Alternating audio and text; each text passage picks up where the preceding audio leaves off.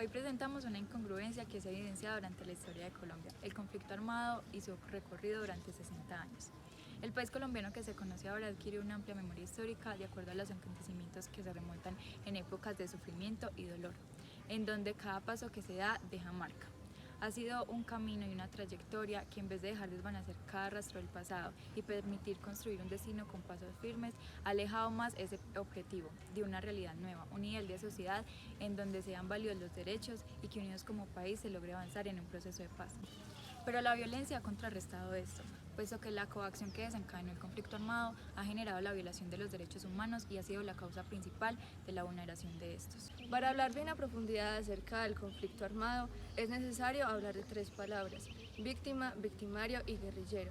Estas tres definiciones nos acercan de manera somera a lo que ha sido este conflicto colombiano.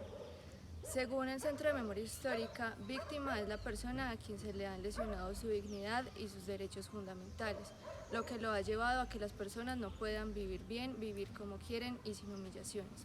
En una segunda parte, la Real Academia de la Lengua Española nos dice que victimario es la persona que causa víctimas, y el reconocido revolucionario Che Guevara dice que el guerrillero es aquella persona que empuña las armas y que se encarga de ser revolucionario para de una manera airada protestar a favor del pueblo contra las personas que nos oprimen, con el fin de reformar las instituciones y las estructuras que generan oprobio y miseria en la ciudadanía. En el libro de Darío Villamizar, publicado en el año 2018, titulado La guerrilla en Colombia, una historia de los orígenes hasta los confines, en el cual nos expresa que los guerrilleros latinoamericanos eran considerados unos Robin Hoods, a comparación de los contemporáneos, los cuales utilizan la violencia para así hacerse escuchar. Estableciendo el origen de las guerrillas latinoamericanas y del Caribe, estas sientan sus precedentes en la Revolución Cubana de 1959. Y más allá de esto, en 1953, cuando ciudadanos inconformes atacaron cuarteles de localidades de Cuba.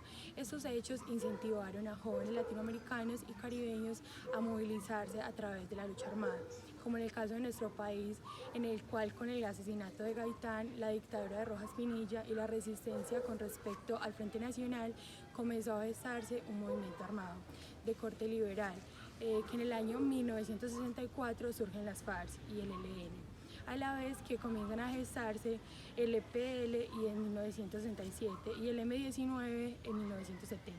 El poder y la oligarquía han dominado el poder efectuar el proceso de paz, puesto que esto desencadenó el conflicto y la presión del pueblo.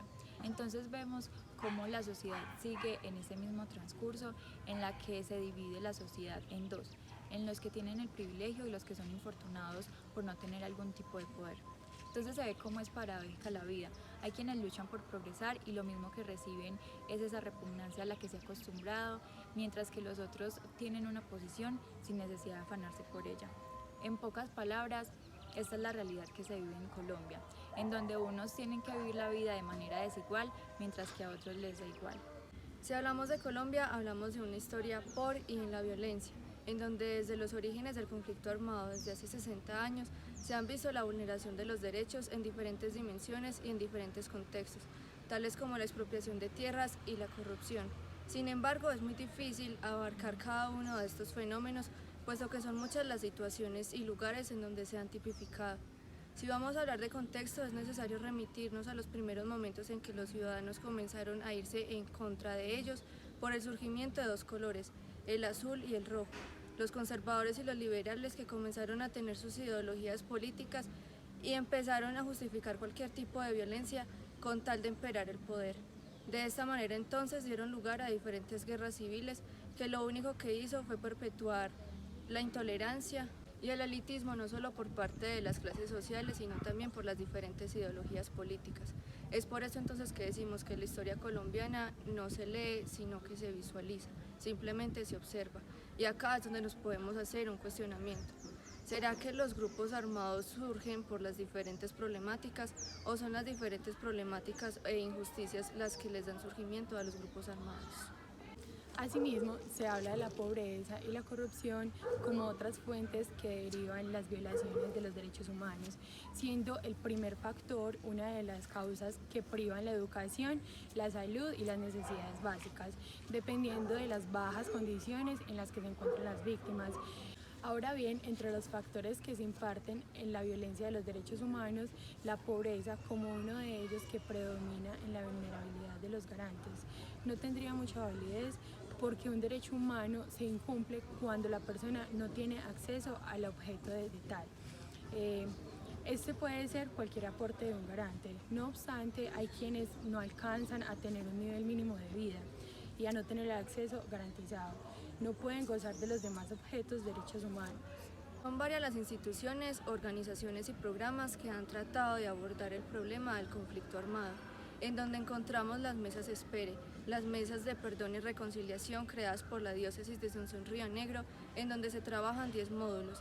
Los 6 primeros son encargados del tema del perdón como una virtud. En los últimos 4 hablan acerca de la reconciliación y se acercan también al tema de la pedagogía y del trabajo en grupos.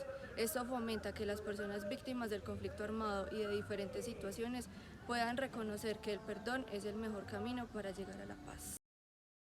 Le damos paso a Juan Camilo Giraldo, psicólogo de la Universidad de Antioquia y delegado de la Corporación Vida, Justicia y Paz de la Diócesis Sonsón Río Negro, quien nos hablará acerca del trabajo que ejerce esta institución. De igual manera, traemos 2 testimonios recreados de personas víctimas del conflicto armado. Un saludo muy especial para ustedes, Silvana, Lorena y Manuela. Muchas gracias por la invitación a participar de este espacio, de este reportaje. Bueno, mi nombre es Juan Camilo Giraldo Montoya, soy psicólogo de la Universidad de Antioquia, actualmente delegado diocesano para Vida, Justicia y Paz de la Pastoral Social de la Diócesis de Sonsón Río Negro. Bueno, ¿qué es la Corporación Vida, Justicia y Paz? Les cuento que la Corporación Vida, Justicia y Paz lleva más de 20 años en el territorio trabajando. Nace como una organización de la sociedad civil, como un esfuerzo de muchas organizaciones por dar respuesta al tiempo álgido del conflicto armado acá en el oriente antioqueño. Entonces, de la mano de la diócesis de Sonsón Río Negro y de la Pastoral Social, nace la Corporación Vida, Justicia y Paz, que tiene la figura jurídica de corporación, pero que a su vez se comprende como una delegación más de trabajo de la Pastoral Social Diocesana. Entonces, en primer lugar, eso comprendemos por Vida, Justicia y Paz. Es la corporación o la delegación en la diócesis que se encarga de la construcción del tejido social, la construcción de paz, el perdón, la reconciliación, el cuidado del medio ambiente, el acompañamiento también en temas de gobernabilidad con líderes comunales, con alcaldes y dirigentes sobre la buena política. Entonces, podemos decir que es la delegación que tiene su foco de acción sobre los derechos humanos y que a raíz de allí se desprenden varios procesos según el accionar en el territorio. Bueno, de la pregunta de cómo relacionan el poder de la política con el poder de grupos armados, es una opinión personal. Yo considero que actualmente pues hay un buen ejercicio político en la región. No obstante, pues es innegable que la región está permeada por muchos grupos, por muchas fuerzas oscuras, podríamos decirlo así, al margen de la ley. Y bueno, pues que es una relación compleja, pero podemos decir realmente que la labor política pues siempre está como en esa encrucijada de operar un territorio, de velar por el bien de una comunidad y que debe enfrentarse también pues como a la influencia que tienen estos grupos armados.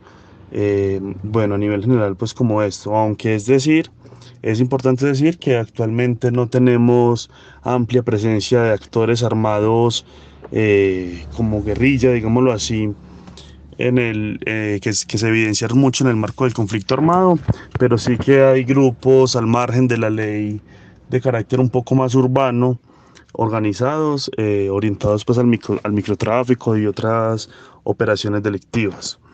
Bueno, pedagogías y valores que se han implementado al conflicto armado, varias y según los momentos históricos. Alrededor de los 90, del 2000, donde se dio el desplazamiento masivo de muchas comunidades del Oriente Lejano, de de la periferia, digámoslo así, de los municipios del oriente, llegaron a Río Negro. La sede de Pastoral Social de Vida, Justicia y Paz está en Río Negro, en la curia episcopal. Entonces desde allí se activó la ruta, el protocolo de atención humanitaria, donde se facilitaba, se generaba asistencia humanitaria, desde alimentación, albergue, ropa, diversos productos o servicios que se generaron para atender esta situación humanitaria que se dio en ese tiempo. A raíz de ello, pues, según han avanzado los años y según han cambiado las dinámicas, se han generado otros procesos, se han tenido escuelas psicojurídica para víctimas, se ha tenido procesos de acompañamiento psicosocial con las víctimas. Nació en el marco del segundo laboratorio de paz Sembradores de Paz, que fue una propuesta pedagógica, educativa con los niños y niñas por la cultura de paz, como una respuesta a estas situaciones de conflicto tan graves que se han generado en la región. Entonces, a raíz de allí se han generado muchos valores en torno a la construcción de paz, el cuidado de la vida, al perdón y la reconciliación como ejes fundamentales para la construcción del tejido. Este proceso me ha permitido reconocer que el conflicto de una u otra forma nos ha afectado a todos y que hoy nos encontramos unidos donde el único objetivo es la reconstrucción de la verdad. Y al mismo tiempo nos permite hacer memoria, logrando de esta manera que lo que nos tocó vivir, las futuras generaciones no estén expuestas. El poder reconocer y esclarecer los patrones y causas explicativas del conflicto armado interno, pienso que es muy importante para poder, de cierta manera, satisfacer el derecho de las víctimas y de la sociedad a la verdad. El promover el reconocimiento de lo sucedido nos ayudará a tener una actitud que puede devolver la humanidad y la compasión por el otro, ya que esta es más que un acto o un conjunto de actos de profunda humanidad hacia el otro. Con este proceso pude reconocer lo importante de engendrar actos compasivos por el otro, reconociendo que es un proceso, no una camisa de fuerza. Yo me siento feliz de poder hacer parte de este proceso, donde pienso, partiendo desde unos hechos y unas responsabilidades, lo cual pienso posibilita un ambiente de confianza y reconciliación. El proceso Espere a mí me ayudó mucho porque desde el principio empecé a adquirir más confianza, más seguridad en mí mismo, porque eso fue lo que nos brindó Tere desde el primer día. Los módulos todos muy interesantes y sobre todo muy bien explicado. Me sirvió para darme cuenta que la rabia es una de las principales emociones que todos lo sentimos, pero que debemos aprender a manejar para no guardar rencores, odios, ni no sentirnos mal ni hacer sentir mal a los que nos rodean y poder tener una mejor convivencia. Cuando tenemos un ofensor, colocarnos en sus zapatos, buscar la reconciliación, buscar la forma de acercarnos a él si es necesario, por medio de un puente. Si esto no es posible, colocar un límite entre ambos y estar tranquila, porque pusimos todo de nuestra parte y no fue posible. Pero si logramos la reconciliación, nos sentimos mejor, porque hemos logrado algo maravilloso. Finalmente, el recorrido histórico de Colombia ha demostrado que la violencia no es la manera de ganar la lucha, puesto que el conflicto armado ha conllevado a seguir la misma cadena de dolor que ha condenado la historia durante tanto tiempo. Y es allí donde entra la memoria histórica, un aporte fundamental para conocer el contexto histórico de Colombia y no permitir que se sigan permeando estos rastros de un pasado.